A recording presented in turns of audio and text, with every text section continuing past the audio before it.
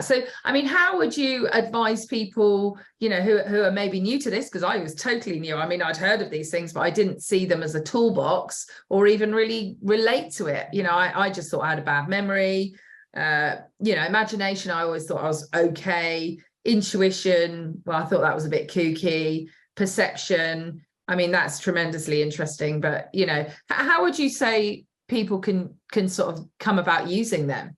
So, Emma, I'd say, you know, come around teachings where you are taught how these faculties work.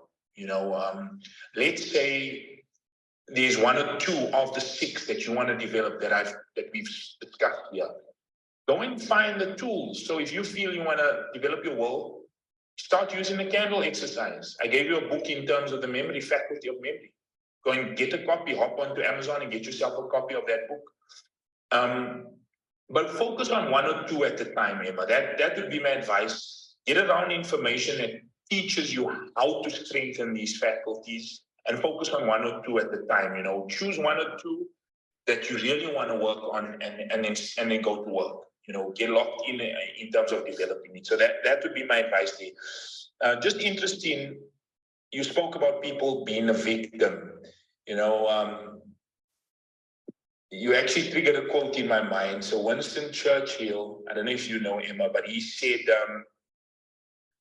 responsibility is the price of greatness. So most people are being victims or, you know, and if we've been victims or we're blaming that person, that situation, that circumstance, you'll never take ownership and responsibility and take control of the situation. And you basically are giving your power to someone else or to that situation. So I agree completely with the great Winston Churchill that responsibility is definitely the price of greatness. And also something you mentioned that triggered an idea, and I just want to throw it in as well. You said, Emma, that you know, success is not doing certain things, it's doing things in a certain way. I'll give you a very practical, simple example. And you also keep coming back to attitude, right? How you keep controlling your attitude in relation to whatever life is bringing down your path. So we're talking doing things in a certain way, not doing certain things. Success is not doing certain things, it's doing things in a certain way. You could be sitting with an investor, pitching your idea to this individual, or sitting with somebody, you know, that's maybe going to make or break your deal. And you're sitting at that table and you're saying the person's never going to buy me, or the person's not going to agree to this, or, you know, you've got some confidence issues within yourself. Now think of this, if you come into that meeting with that attitude, I promise you, you're doing certain things, you're meeting the person, you've got a great deal on the table, you know, you're going to use the strategy that Touchstone has given you, you know where you're going. However, your attitude in that, and this is why mindset is so important, your attitude is defeating you before you've even started. We become what we think about, and this other person is sitting on the other table. And you're saying, you know, you're speaking, you're saying all the right things, but the energy or the feeling you're sending them is different, and they pick up on that. We call it a double binding message. You know, they pick up on that, and you know when somebody's telling you something, they're not feeling it, right? Because you can feel, you know, something's just not on here.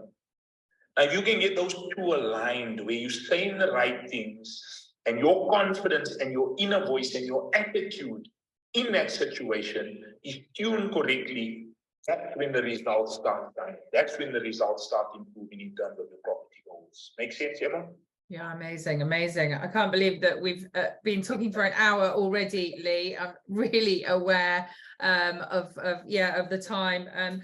But just as maybe a closing sort of thought from you, and you know, and please, I know, you know, let everyone know as well where they can sort of find your works, because you know I can sit and listen to you all day.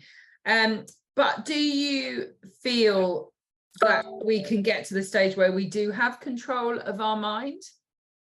Absolutely, absolutely. I mean, we all have moments. I can tell you now, Just like you, Emma, when I started, getting into this material and started, my deep journey into personal growth and development, I was all over the place, like results, whether it being financial results, how much I was earning, the relationship issues that came to me.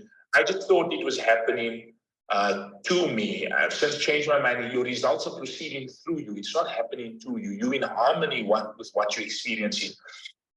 But the thing is, once you get into these higher faculties and you work on one or two at a time, and you learn to take control, I've got that one, I've got this one, I've got this one. Using these 6 higher mental faculties, you can definitely take control of your mind more and more. Now, just like you mentioned earlier, Emma, I do have my moments where I have a bit of a dip. But what happens when you understand these faculties and how to use it, the gap between the incident and when you straighten out your attitude, you take control of your mind again, that gap just gets smaller and smaller and smaller. I absolutely do believe that somebody could get to such a high level of awareness that they've got control over all of these 6 mental faculties. And that's really when life becomes magical.